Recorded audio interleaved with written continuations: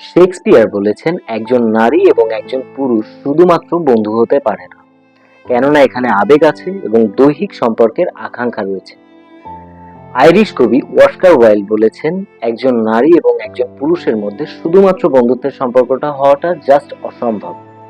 এরপর আমাদের মহান লেখক হুমায়ুন আহমেদ বলে গেছেন, একজন নারী এবং একজন পুরুষ অবশ্যই চাইলেই বন্ধু হতে পারে, তবে সেটা অল্প সময়ের জন্য অথবা ভুল সময়ে, কেননা তারা অবশ্যই নিজেরা নিজেদের প্রেমে পড়ে যায়, আর একটা সময় ভুল বোঝাবুঝি থেকে আবার তাদের একটা ডিস্টেন্স তৈরি হয়। তবে আপাত দৃষ্টিভঙ্গিতে আমরা যেটা দেখতে পাই, একজন নারী এবং একজন পুরুষের মধ্যে শুধুমাত্র বন্ধুত্বের সম্পর্ক হওয়াটা অসম্ভব এবং সেটা প্রকৃতি বিরুদ্ধ।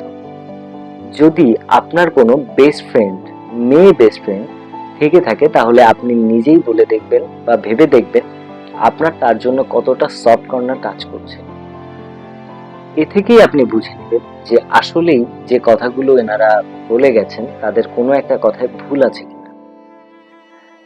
আমি এই কথাগুলো বলাতে হয়তো অনেকের খারাপ লেগে যেতে পারে বা অনেকে হয়তো আমাকে ভুল বুঝতে পারেন, তবে বিশ্বাস করুন আমি নিজে এই ব্যাপারটাকে অ্যানালাইসিস করেই আপনাদের সামনে এসেছি কথা বলার জন্য।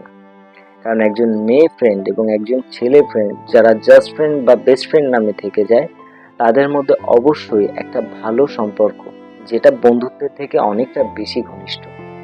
এটা অনেকবারই আমি দেখেছি। আমার কোনো কথায় যদি আপনাদের কারো খারাপ লেগে থাকে, তাহলে আমি অবশ্যই ক্ষমা প্রার্থী।